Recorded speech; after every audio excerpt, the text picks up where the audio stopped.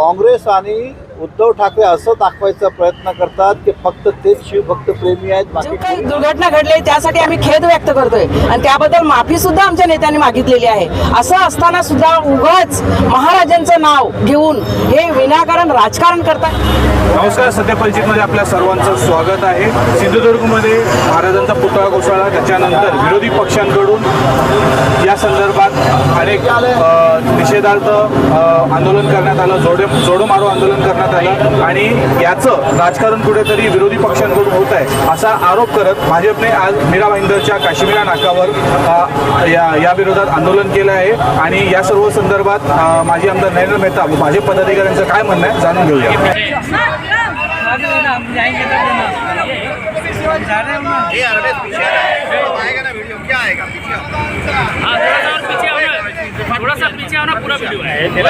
कुठेतरी वाटतं की इलेक्शनला बघून महाराजांच्या नावाने राजकारण चालू आहे। मला हेच सांगायचं बघ, छत्रपती शिवाजी महाराज हे पूर्ण देशाचे नागरिकांचं श्रद्धास्थान आहे आणि प्रेरणादायक आहे।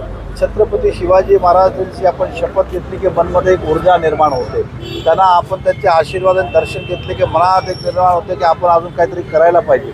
अशा अशा महापुरुषाबद्दल काँग्रेस आणि उद्धव ठाकरेंनी राजकारण करायला सुरुवात केली आहे, जे निंदनीय आहे, अशोभनीय आहे। एखादा घटना घडली त्याचं सर्वांना दुःखच आहे, कोणी त्याला काही समर्थन करणार नाही, पण एखादा घटना घडली त्याची दिलगिरी व्यक्त केलेली आहे। परंतु काँग्रेस आणि उद्धव ठाकरे असं दाखवायचा प्रयत्न करतात की फक्त तेच शिवभक्त प्रेमी आहेत, बाकी कोणी नाही। तर त्यांनाही आठवण करून देणं गरजेचं होतं की तुमच्या हस्ते पण अनेकदा आता ते जाणून झालं अजाणून झालं की आपण सुद्धा कितींदा छत्रपती शिवाजी महाराजांचा अपमान झाला, पण भाजपने त्याचं राजकारण केलं नाही आणि राजनीतिक फायदा त्याचा घेतला नाही।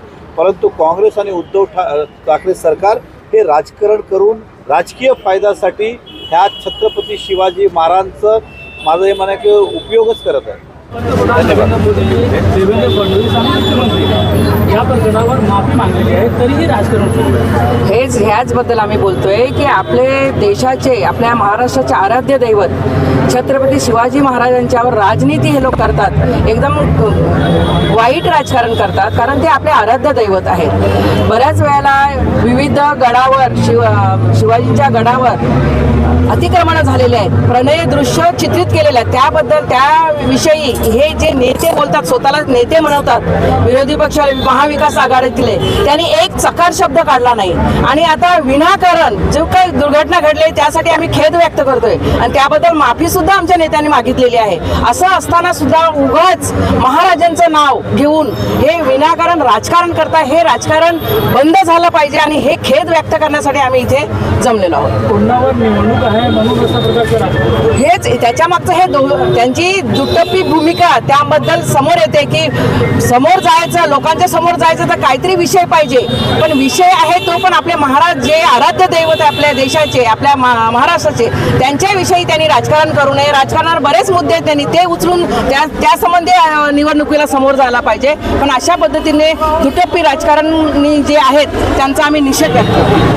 महाराष्ट्राचे आराध्य दैवत छत्रपती शिवाजी महाराज यांचा मावळमध्ये आपला एक पुतळा जो कोसळला आहे, त्यानंतर त्याच्यावर एक राजकारण चाललेलं आहे। त्या राजकारणाच्या विरोधात आणि छत्रपती शिवाजी महाराजांचा आदर, त्यांच्याप्रती आदर दाखवण्यासाठी, त्यांच्या प्रदर्शित करण्यासाठी हे सगळे भारतीय जनता पक्षाचे कार्यकर्ते इथे आज सगळे इथे जमलेले आहेत।